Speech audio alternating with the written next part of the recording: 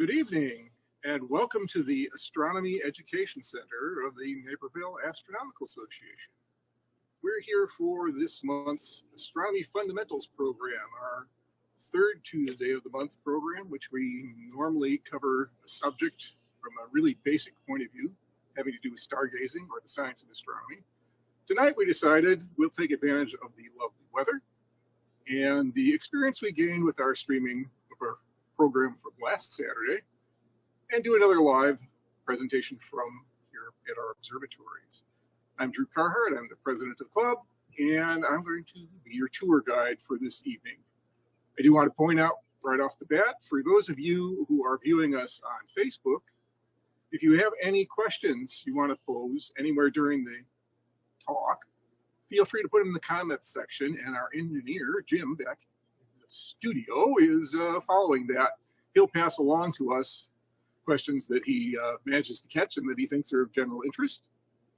If you're not on Facebook, if you're looking on the Astronomy Club website, where we also have this embedded on our streaming page, or if it's easier for you, even if you're on Facebook, you can write us a email, and we're trying to follow those too. So I think the information is up in both places for the email address for us. If not, you can add that to the Facebook page. So here we are. Our Astronomy Education Center is basically three facilities, and we're going to touch on all of them tonight and go through them. To start out with, as a quick go around, I'm standing in the Susan Carhart Outdoor Classroom. We have the Glendi Riley Observatory, and across the way, the Dupage Valley Observatory. So I'll tell you a little bit about the history of each of those things, and then we'll do some walking around and taking a look indoors. So here in our outdoor classroom, the point of this is when we do group events out here, we do public events, youth group events, groups or other organization events, we will oftentimes set up a lot of telescopes out on the lawn. But one of the things we like to also offer is some special hands-on things. So we may do some little classes in constellation identification, and we oftentimes put out our hands-on telescopes, like the one I'm standing by here.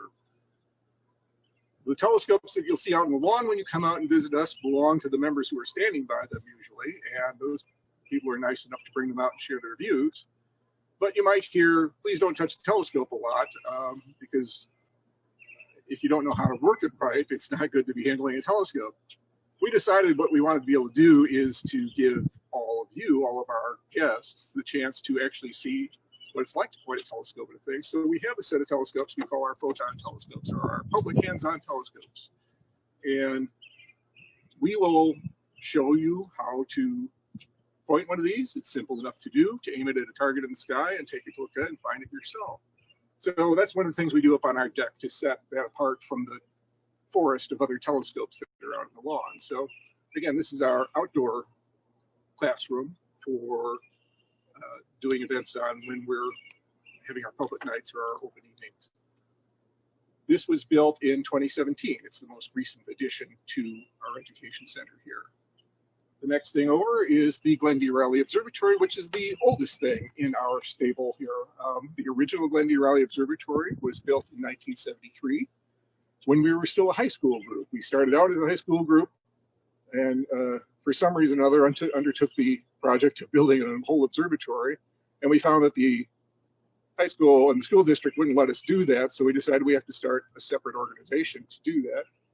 And that was the genesis of the Naperville Astronomical Association in 1973. The original building was out here on the city of Naperville property that we're on now, but in a different location. And it was a smaller building. It had this dome on it that you see on the top, and just a cylindrical building underneath it. And that served us well for quite a few years. We built it out of an old silo top and scrounged materials mostly. I think the entire budget for that project, plus building the telescope that went into it, was around $200. So it would be a hard thing to match today. But we did it, again, as high school students. The building was redesigned and rebuilt in 1990. in a different location because the first location we were in, the city decided they needed for a different use. And we made it the rectangular larger building that it is now at that time. In 2005, it actually got moved up here onto the hill that it's on after we had built the Dupage Valley Observatory, which I'll talk about next, to put them side by side. A previous location for this building was down closer to the river, and it was in an area that tended to flood, and we're up well above that here, so we're in a little safer spot. I should point out, as I'm walking around this evening, if I don't make it clear, everything here that we're showing you belongs to our astronomy club. Most of it is homemade. So that includes these buildings, it includes a lot of the equipment inside of them. We do that by using our membership dues, which really aren't particularly high. Currently, it's $24 a year for an individual, or $36 for a family membership. We also raise money by doing things like our annual auction and accepting little donations here and there of materials and funds. But some of it may look a little crude, but it's all homemade. So you can get me to pay for. Again, this was a silo top before it became an observatory dome. The building has had a few different telescopes, and over the years we'll go and see what the one is now, the most recent addition to it, when we're inside. But again, that's the Glendi Riley Observatory. That name comes from Glendi Riley was the high school teacher, physics teacher, who sponsored the astronomy club when we were a high school group. He died in 1974, and the observatory, which we had completed a half year before that, we decided not long after that to dedicate in his memory. So that's where that comes from. The third building here is the Dupage Valley Observatory. If you were viewed our stream from last Saturday night, that's the building we were in doing the video astronomy, and we'll go in and take a look at the equipment in there with a little better lighting this evening. That's the more recent of the two observatories. It was built in 2002 and 2003 and 2004. When you do things by yourself, sometimes projects take a little while. Again, built by us members. Unfortunately, it's still kind of bright out, so if we show you the outside of the building, it looks kind of sad. It sustained some hail damage last summer, and we are going to this summer recite it. So the nicks and scars in it are going to go away. But once again, these are things we do when we have the time and the resources to get around to them. Drew, we have a question. Sure. Drew, Randall Redmond was asking, who is Glendi Riley? Did you mention who he was? Yes. Okay. Yes, he was the back in the early 1970s was the high school physics teacher who basically, as a school club sponsor, he let us use his classroom, and he slept through our meetings on Friday after school. But he was a very nice gentleman, and like I say, he passed away in 1974, and we had just finished the observatory. So in 1975, we dedicated it in his memory. Back to the Dupage Valley Observatory, where that gets its name. Well, we are in the valley of the Dupage River. It is about 700 feet from me, off in this direction here. We're on a rise up above it, so we're not down in the floodway of the river. Dupage actually has a little bit of interesting history. Not very far from here at all is the location of the cabin of the first European to settle out here. He was a French fur trader named Dupage, and he, around 1800, had his cabin set here, and he traded furs with the rather sizable native population that was here at the time, and also did trapping himself. The Dupage River is named after him, and then Dupage County, which is, we're actually not in Dupage County here, it starts a couple miles up the road from us here. That's named after the river. So, but we're actually quite close to Dupage's cabin site, just over that way a little bit. So there's a little historical basis, but so it's the Dupage River, Dupage Valley Observatory for that reason. I think we will go ahead and move indoors, and we're going to start out in the Bundy Raleigh Observatory. So if we can pick up and move, I'm not sure I think our second camera is inside already. Pardon the bouncing. Kurt is doing a good job of holding the camera thing. We can go in the north door if you want to. As the sun sets here.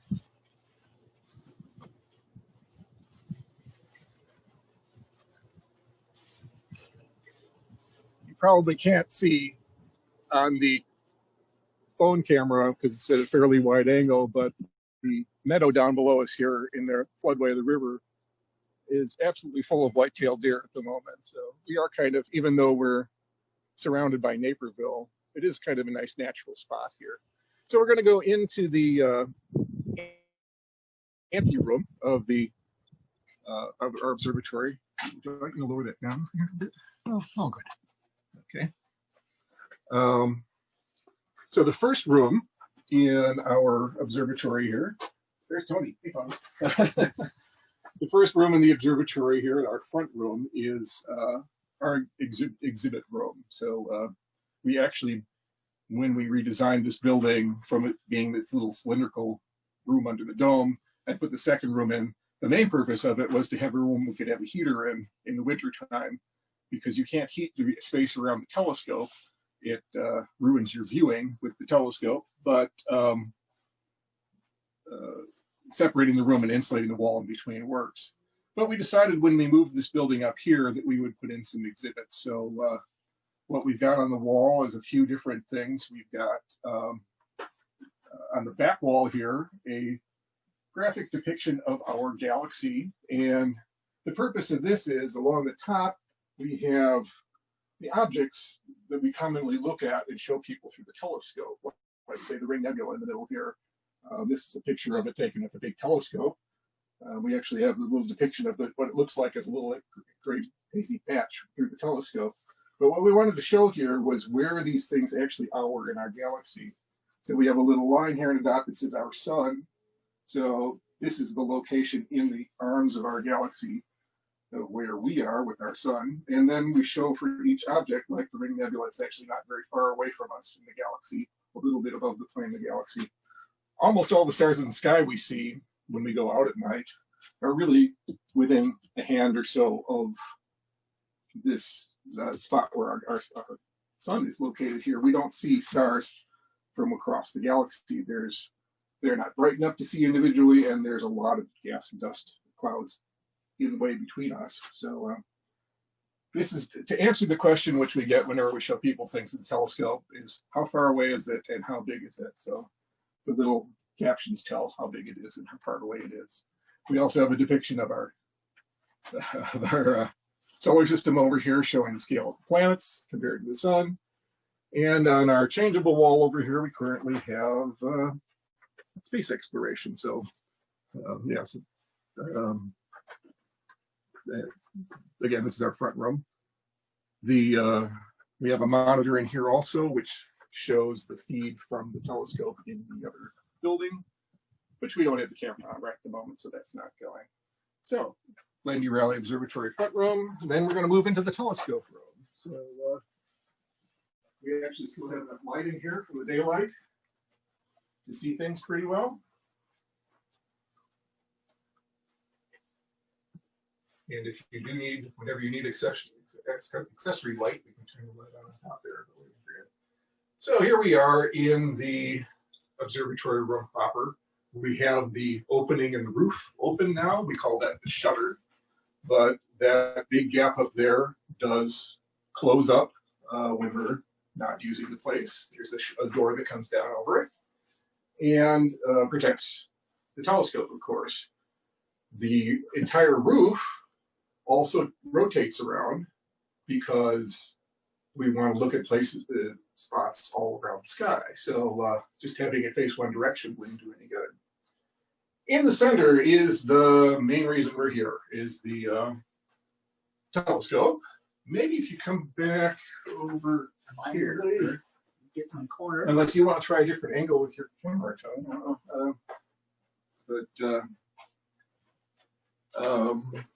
So this is the the business end of the observatory. This is the telescope proper. It is a 16-inch diameter reflecting telescope. It's of the optical design that Isaac Newton came up with, so it's called a Newtonian reflector. Down in the bottom here is a parabolic mirror that's 16 inches in diameter. But it focuses the light very accurately. It shines it back out because it's a mirror, so it shines it out toward the top. And up in the top, in the head of the telescope, there's a secondary mirror, a smaller mirror hanging in the middle that's at an angle that shines the light out to the side. I was thinking I should get a pointer. So the light comes up the telescope off the secondary mirror there and out where the eyepiece goes here. So this is where you look. Of course, this is a pretty big telescope and it's in an observatory, so that really almost always involves getting up a ladder to look through it. But that's part of the interest of being on a big telescope, or in place with a big telescope. This telescope's had a mounting that is run by a computer, and we actually can take an iPad like this that has a star chart program on it. And I was going to put on my glasses so I can see. It's all fired up now. It knows that it's looking at Venus, which has got a little crosshairs on it here. But if I move the screen around, if I can move the screen around, all I need to do is tell it another star to look at. I'm just going to find the star Regulus. Hello. This is, having cold fingers does not make it any easier. Is there a stylus over there, Tony, sitting there? I'm sorry, sir. Stylus. That would make this more graceful. Thank you. So if I pick the star Regulus and put the cross on it, I can hit this button that says go to. And the telescope will go to.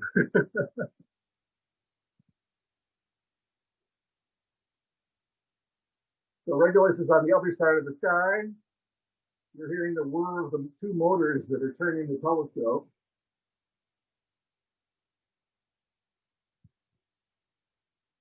Please take us to the other side of the sky. Do you need a little additional light, do you think? Hey, Drew, hang on 1 minute. While it's slewing, we're not able to hear you talk. Okay. What did he say? He couldn't hear you over slowing up the scope. All right, I didn't say anything important. So just by asking the computer, it has turned the telescope to point at the star Regulus, which is back behind us, unlike Venus, which was out in front of us there. So this is pretty neat. We have the whole catalog of the sky on this device. I'm actually mirroring it up to the screen up there, so you can see. Again, Tony, if you want to zoom in on any of this stuff with your camera, he can switch that. I'm having a hard time getting my camera to go the other way. It's staying on my head. Okay. I flipped it to the other camera and it didn't work. So, again, this is when everything works right, a nice rapid way to point the telescope to a whole catalog of many tens of thousands of objects. Showing you back up at the top here, I'm going to move the ladder over. There's a few things about this telescope which are very distinctive that you won't see in many other places. The eyepiece, where I want to look through now, the telescope is turned around, has gone all the way to the other side, and it's not in a very comfortable spot to see. But the head of this telescope rotates, so I can put the eyepiece in a spot where it's more comfortable to look through. Also, the dome now is facing the wrong direction. It's a rather noisy job to turn it, but we could do that. Would you want it turned? Yeah, we'll turn the dome over this way. So the dome runs on. Let me turn the laser on. I think we're just a little bit too bright in here to actually see the lasers. I guess so. Yeah, it's still But I daytime. can turn the dome if they're ready for the noise. Yeah, so you're going to hear a lot of noise because the dome turns on hydraulic motors. So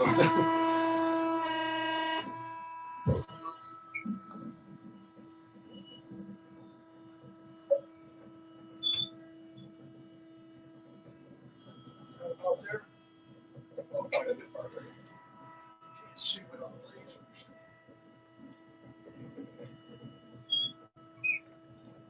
That'll do.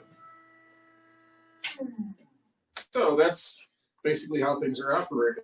The other things I was going to note about this telescope, like any serious telescope for observing, that's okay. We want to be able to change the magnifications of the telescope. It doesn't just come with one power. So we have a set of different eyepieces, and we can take this one big telescope. So this is a 16-inch, it's actually an f3.5 telescope. We can go anywhere from 68 power magnification to 230 or 273 power by changing the lenses that we look into on the telescope, the eyepiece lens of the telescope. So we are not stuck at one magnification. And again, any serious telescope will have the ability to change your eyepieces and change your power. So this is the set that lives here that we're actually matched to the optics of this telescope to perform well. This whole telescope was designed to give the best imaging for the human eye that we could,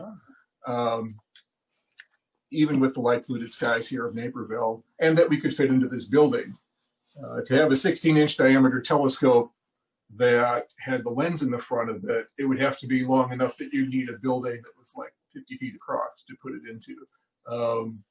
This telescope, we also made it very fast. Telescopes are like camera lenses. If you do photography and you know about the focal ratio or the F number of a lens, the lower the number, the faster the lens is, the brighter the image will be.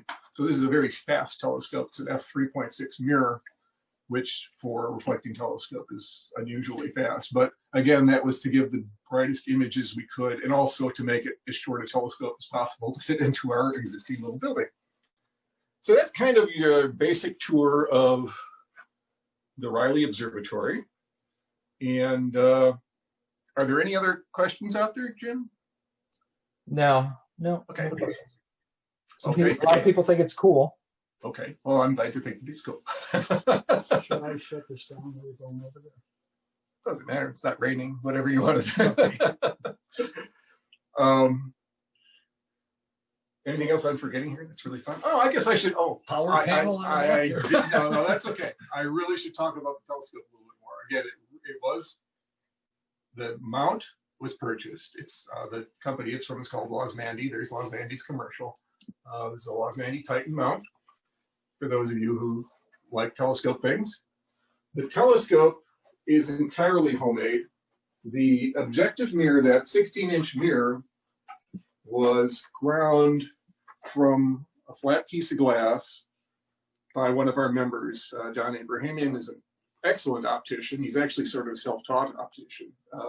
But in his dining room, basically, he ground this curve of this mirror so its surface is accurate through this whole curve to about 1/1,000,000th of an inch, which is a lot thinner than a sheet of paper. It's a lot smaller than a hair. It's a 1/1,000,000th of an inch is a very tiny amount. And the reason you can tell that is you can test a mirror by shining light on it and seeing how the light waves interact with the mirror. And so it's as good a mirror as you could get anywhere. John made it. Actually, I designed it to, again, fit in this building and be the biggest telescope that we could pack into this little space, and to give us the best views that we still can from Naperville, even though they're not like you'd see from a telescope like this. You were out in the mountains or in the desert somewhere or another. Drew, we have a question. Sure. So Michelle's asking, how old is the telescope? Do you remember what year it was built? What year is this? This is 2020. We put the telescope in 2016, so it's not that old. The previous one that was in before it was a 10-inch telescope that we had built in the 1970s, so that had been in for like 40 years. So the 16-inch replaced the 10-inch, in 2016 is when we pretty much got it going. So it's been here working for 4 years. The rest of the telescope, we should just do an episode for people who are really nerdy and like telescope stuff. I designed the rest of it. There's a couple hundred custom-made parts in it. They're all machine parts.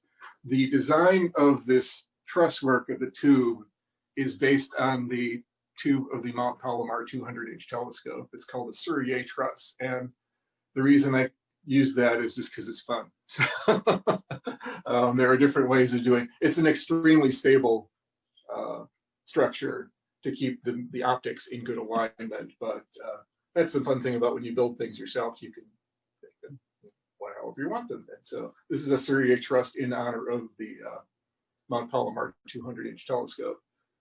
Again, it's a Newtonian telescope. The optics designed by Sir Isaac Newton. So there's a classic thing there too. Yeah, the observing ladder I already mentioned.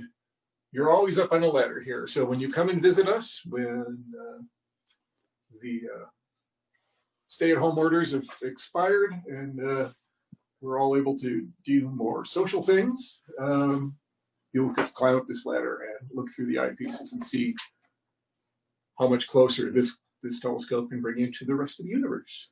So I'm going to leave the stylus over here, come here, and I guess we'll go to the other building, if you don't mind our slightly bumpy walk. It's getting darker outside, but I will meet you just over there. Okay.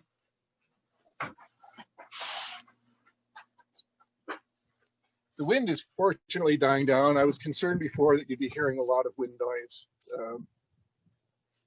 when we were outside. You know, even being in the building, the wind comes through. But it is dying down. This building was built in 2002, so it is a lot newer than the Riley Observatory. It's a little noisy in here. I should have thought about that. We are in the front room, just like the Riley Observatory had the two rooms, the ante-room with the exhibits in it and the telescope room. This one also has a front room and the telescope room. The front room here is climate controlled. We keep our astronomy library here. The club has over 500 books in its own library. We try to assemble these over the years to be books that are of interest to people who are either interested in the science or the stargazing parts of astronomy. And also, especially books that would be hard to find in the library because they're a little more specialized or whatever, or out of print or something or other. So our library is in here. We have some record keeping and things in here in our office area. And again, we keep this dehumidified and up a little above freezing in the wintertime, so we can keep a good climate for the storage of these things. But you're in the front room of the observatory. We will follow this sign here through the center door into the telescope room, which we have already opened up here. Again, if you were with us on Saturday night, or you go to our website or Facebook and click down to the video from Saturday, we filmed that pretty much all after dark here. So we didn't see how the room works very much. We have a south wall here that folds down halfway so we can see down lower in the sky to the south. And then the entire roof rolls back over the office section of the building. Again, this is homemade. It was our design for something we could do to put an observatory like this.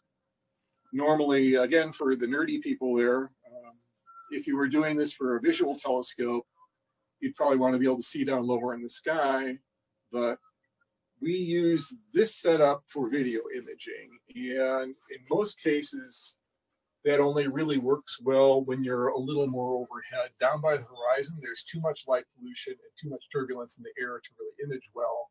So we left the side walls up a little higher on this room to block the wind and stray light when we were using this setup to keep the telescope from shaking as much. So again, it's kind of custom designed for this setup. What we have here, as I explained on Saturday, this setup in this building is entirely manual. There isn't a computer that's doing this. I do this. We have a whole package of telescopes here. There are two main ones, the two white tubes. We got the tall, skinny one and the short, fat one. It's kind of the Laurel and Hardy telescope set here. They are our imaging telescopes. The primary one we use a lot is the 12.5 inch, the more water heater-like one in the center here. So that's a reflecting telescope like the one in the other building. Instead of having a secondary mirror and the tube up here and an eyepiece sticking out of it here, we put the camera right into the tube. That secondary mirror would have to be almost 3 inches across on this telescope because of its design, whereas the camera is only 1.5 inches across. Let me grab, you can stay there. I'm just going to reach over here and show what one of these cameras looks like. So I'll hold it up here. And this little black square is the camera. So it really hardly takes up any space in the tube there. So it's actually better to put that in there rather than a big secondary mirror and have the camera out here. But it's still a Newtonian reflecting telescope, basically. It's a primary mirror, it's a parabolic primary mirror that's gathering and focusing the light for the camera. The reason we built this was we had been running the visual observatory, the Riley Observatory, again, since the early 1970s. And between that time and the last, or through that last quarter of the last century, like that last 25 years, the sky got worse and worse here. If you've ever been,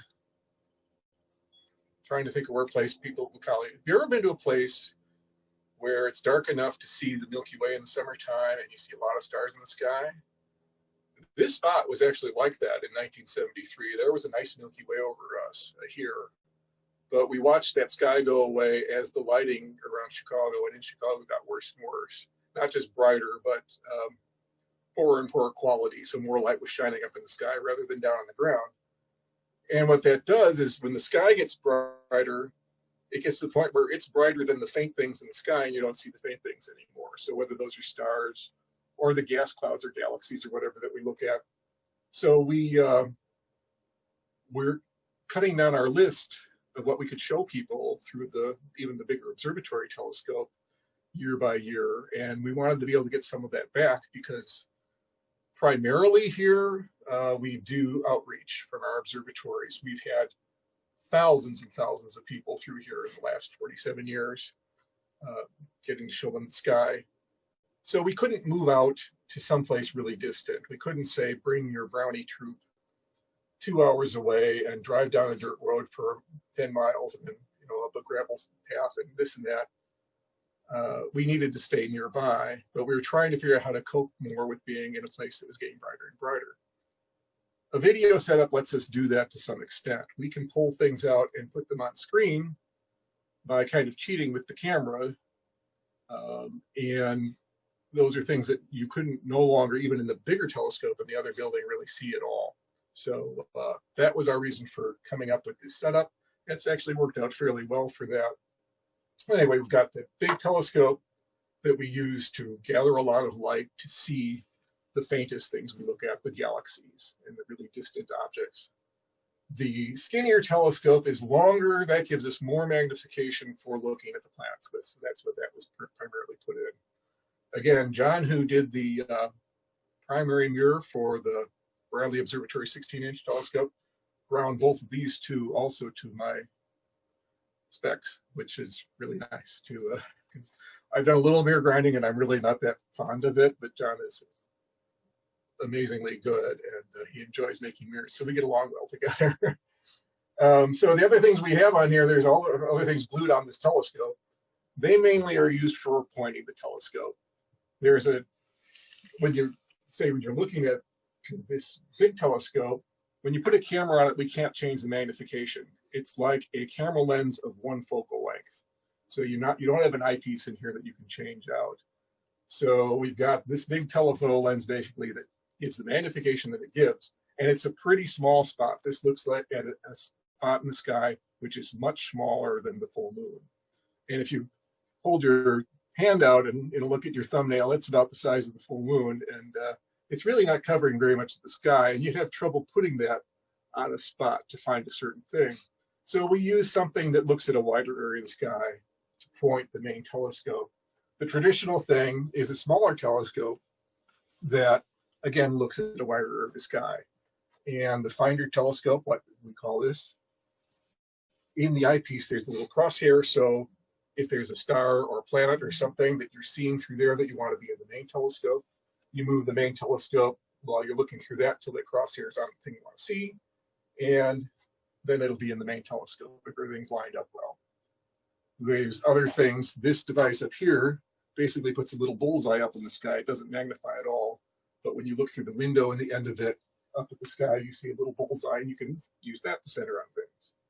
In this can is another television camera with a wider angle lens. So it's also a low light camera that can see a lot of stars in the sky when you can hardly see any. And it also puts a little crosshair on the TV screen, so we use that to point things. And then down here, there's a box called a digital setting circle, which has little gauges, encoders they're called, on the two axes that the telescope moves on, the north-south axis and the east-west axis. And the way you use that is you point the telescope at a given object, a star, that you know the coordinates of, or that it knows the coordinates of, and you tell this you're looking at that star.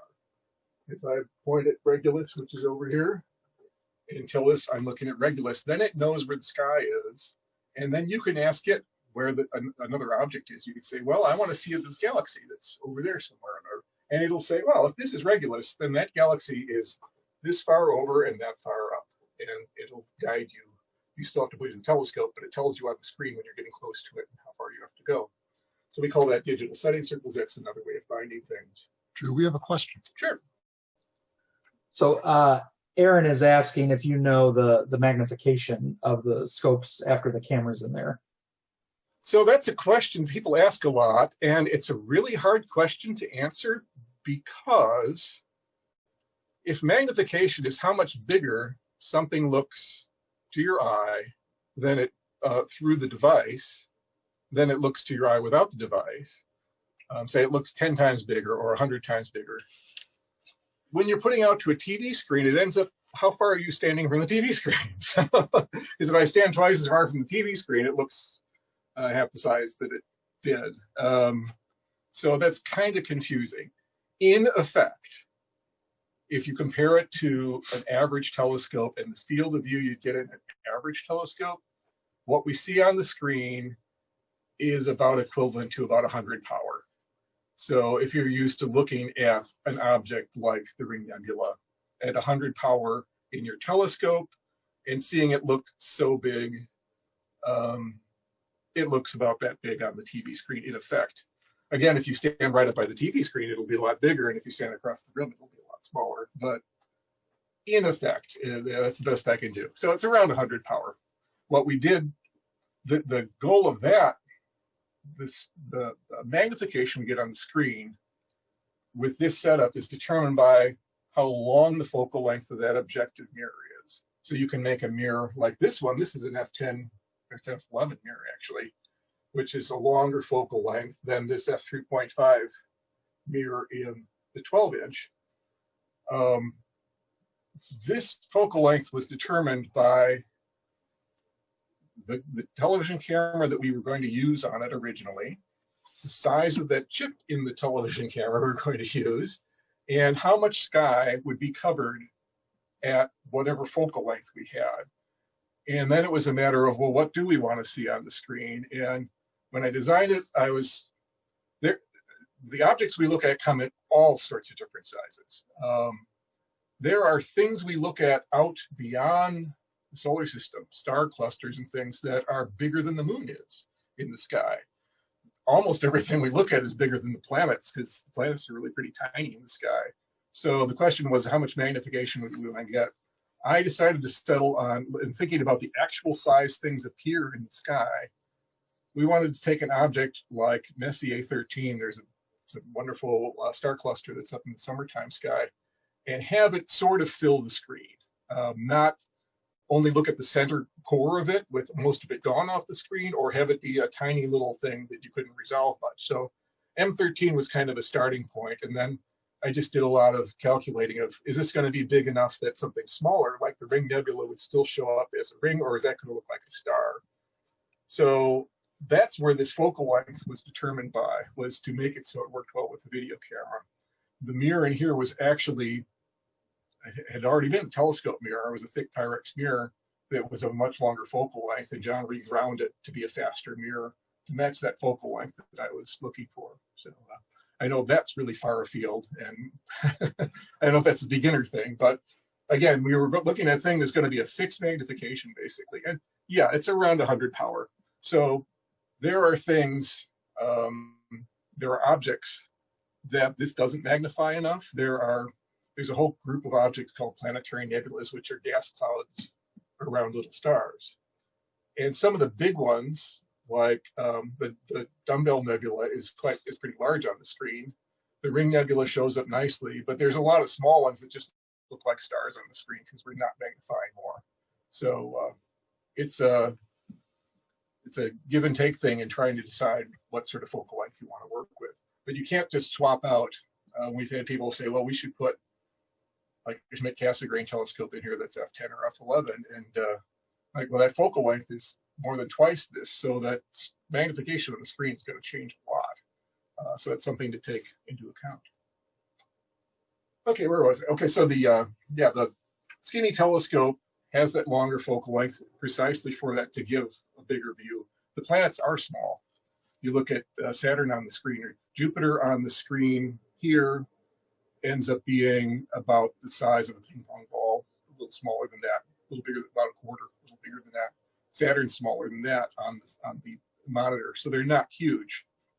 I always tell people that bright things like the planets and the moon actually look better to your eye, and we can still see those through our visual telescopes. Your eye has a lot better resolution than the TV camera does. Where the TV cameras win is maybe next week, the moon will be out. If we have a clear night, we'll come out here and do a session with the moon. The nice thing about the video is that we can share it with a whole group of people. If you're showing people the features on the moon, everybody can look at the screen at the same time, and you can say, this is this crater, this is that mountain, whatever. So there's a benefit there. But otherwise, your eye can resolve a lot more than a TV camera can. So the view is going to be better in your telescope visually than the TV can give. But what I was going to say is where the TV wins is with light sensitivity. And the fact that we can, by cheating with the settings on the TV and the camera, we can make on the screen, make the sky, which here never gets dark, look pretty dark, and take the little bit of extra light that's left from faint objects and really magnify it out so they show up again. So once again, it enables us to bring back a whole stable of objects that we were losing. That we used. If you'd been here in 1980, we could have showed you, but we can't now very well visually. Are there any other questions out there? Still doing okay? No questions on the telescope, but we have a couple people asking about the meteor shower. I don't know if you would be able to speak to that. About the Leonids, I take it we're talking about here. Yes. So, yeah, so I guess the good starting point would be, so the control room voice you're hearing there is Jim, and Jim is our media relations officer, and if you follow us on Facebook, he does most of the posts that you see there. He's been being good at debunking astronomy things that go around on the social media that aren't really very accurate. Some of them start out accurately, but they get misinterpreted or oversimplified. So there are these things called meteor showers. They happen when the Earth, in its orbit going around the sun, crosses the orbit of a comet. The comet isn't there, but comets leave behind a lot of dirt. They're like Pigpen in Peanuts, the cartoon. there's always dirt flying off of them. So their orbit gets to be like a gravel path full of junk that fell off of them as they went by. So as we pass through that, these little bits that are tiny little bits, they're dust, they're sand-sized grains. A big bright one, if you something as big as a pea hits the atmosphere, it makes a huge bright light across the sky. But you have a meteor shower at the time of year and month and day when we're crossing through one of these paths. There's quite a number of them during the year. Some of them tend to be more prolific in making shooting stars than other ones. There are ones that you could stay up all night during certain showers, and unless you're in an incredibly dark sky, you'll not see anything, but it's on the calendar. The trouble with this one is somebody looked at it somewhere or another and said, oh, I saw it on a list, and it said there were 14 meteors an hour or something. So that should mean there's a meteor, you're going to see a shooting star every 4 minutes or something like that. Well, that number is actually not close to what you would see unless you're on a mountaintop in an incredibly dark place with your eyes really used to the dark, and probably you need two observers so you're both looking into your half of the sky and catching every faint thing, or you're using a camera to detect or something like that. So Leonids is it's a nice shower. As far as showers go, you could sit out all night in Naperville and not see a single one of them, because it's not going to make a big storm. On the other hand, meteors happen all the time that aren't parts of showers. There's dust and debris floating around our solar system everywhere that we're always running into. So anytime you're out at night, you can look up and potentially see a shooting star. It doesn't have to belong to a shower. We do see more of them after midnight because the Earth is racing around in its orbit. Right now, we are going that way very rapidly. We run into things, but before midnight, you're on the backside of the Earth. You're on the rear window of the Earth. And as the Earth rotates through the night, at midnight, actually, which is 1 in the morning on daylight savings time, but you're crossing over to the front side of the Earth and affecting the way it's traveling in its orbit. So you run into more stuff. So you see more meteors after midnight. This shower, again, it's one of those things, we see it all the time with all sorts of things. People say, oh, this is going to be really great. Go out and look at it. And you need to dig into it a little bit more. I'm all for people going out and looking at the sky. But I don't like people being disappointed because they read this thing where they were going to see shooting stars all over the place. And yeah, it's not a good time for traveling either, to go, to another part of the country where it's darker. Yeah, I don't know if that answers the question. This is not, if you live in suburbia, it's probably not worth staying out all night staring at the sky getting chilly. The nice thing about meteors is you don't need any equipment. What you need is something to lie back on comfortably so you could look at the sky without breaking your neck. And you're better the darker it is around you. Even if you can't get out to Grundy County or somewhere beyond to be more away from Chicago, if you can get a spot around you where there aren't lights shining in your eyes, you're not under the street light or your neighbor's lights or your own porch light or something or other, where you can just get your eyes a little bit used to the dark and see more. This shower in August is the most popular one in mid-August, the Perseid Meteor Shower, because its rate is pretty good. But even with that, in suburbia, or especially if you're more into the city of Chicago, you can sit out for an hour and only see 1 or 2 meteors. Again, if you get out more towards the distance that, say, DeKalb is from Chicago, especially if you go not towards DeKalb, but maybe to the southwest, you'd have much more of a chance of seeing more. Anything else in the question list? Yes, we have two others. So Michelle asked, has any astronomical discoveries come from, have any discoveries been made from either observatory? And then another one, ahead. And then a second one from Ed asking you to explain this equatorial mount a little bit. Okay. First, on discoveries. No, we don't really have much we can claim here. Of the many thousands of hours of observing that's been done here, actually only a small percentage has been more serious observing by our members.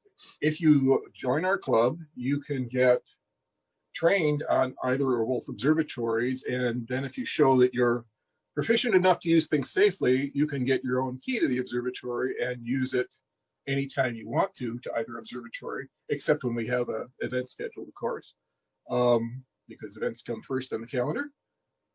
But it's kind of turned out over the 47 years we've been here that a lot of our members over that time who have wanted to do something more serious had their own equipment to do it with. And so our observatories have been used by far in bulk mostly for group viewing and public outreach.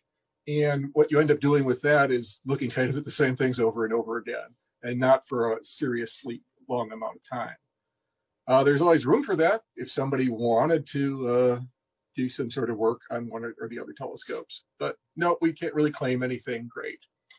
To this mounting here, so this, like the mount that the visual telescope is on in the Riley Observatory, that's a German equatorial mount with two axes that are basically like a T.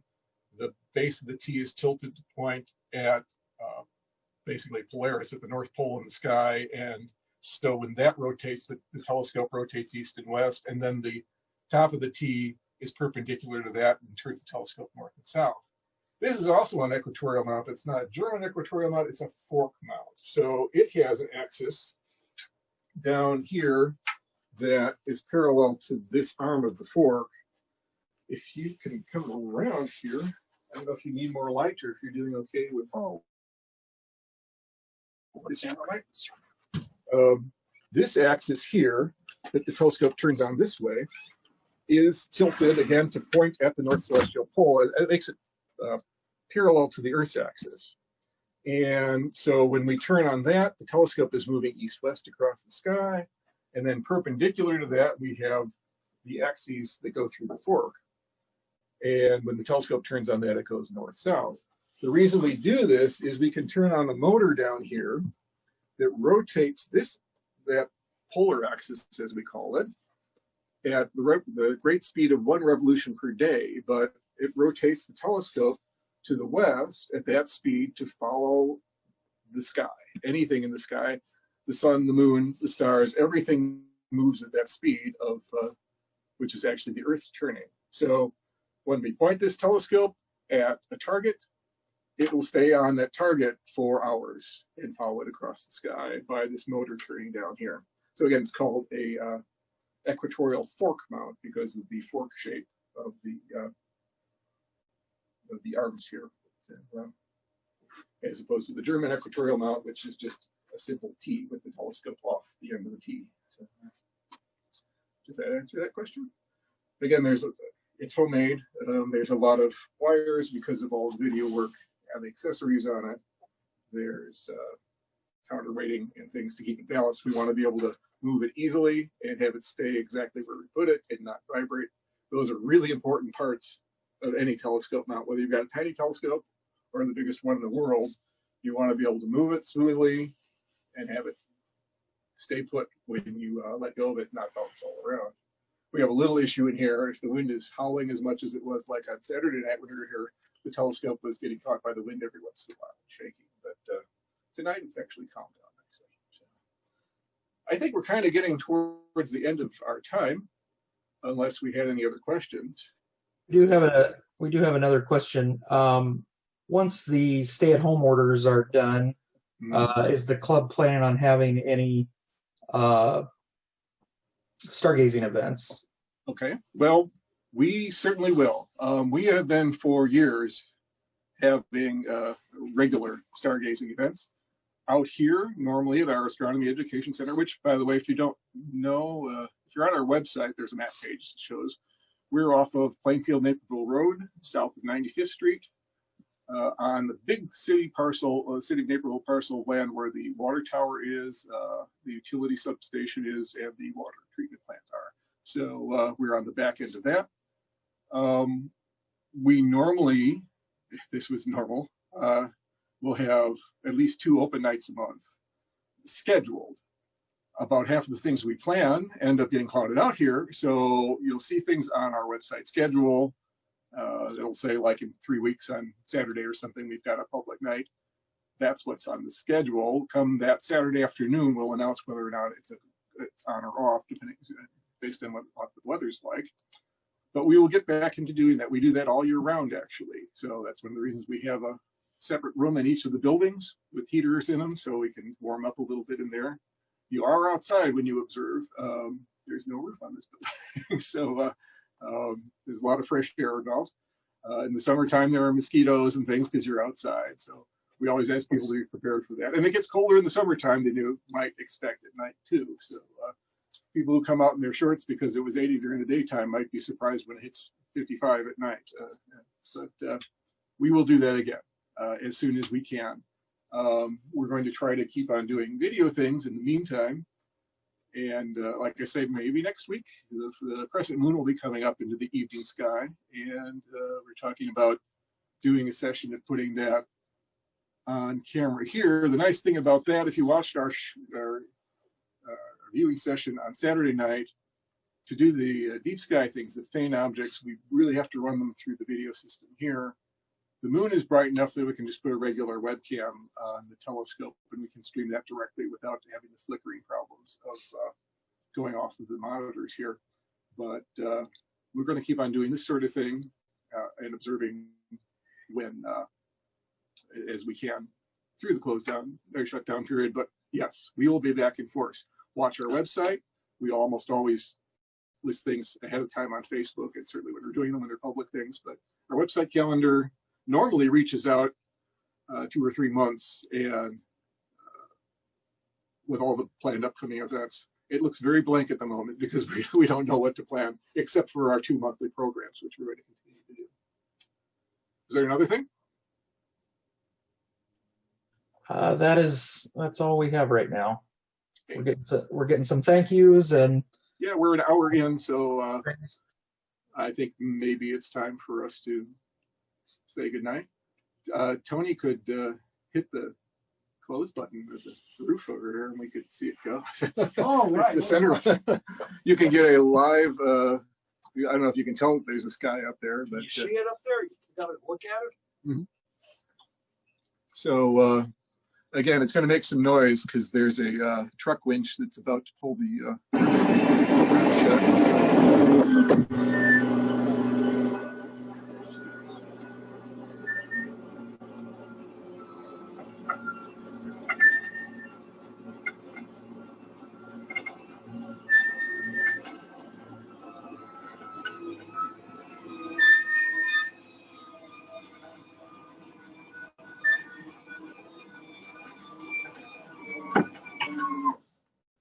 See, magical. So on that note, we would be happy to hear any comments you have, any suggestions you have for us. Like I say, we're going to try to do this more and better. We will be doing more observing. I've been getting requests that we stay out and do some observing tonight, but I think we have to make a managerial decision of whether we're going to start back up doing that now. But for now, thank you for coming and viewing, coming to wherever you're viewing from, and virtually coming to join us here. And do please watch our website.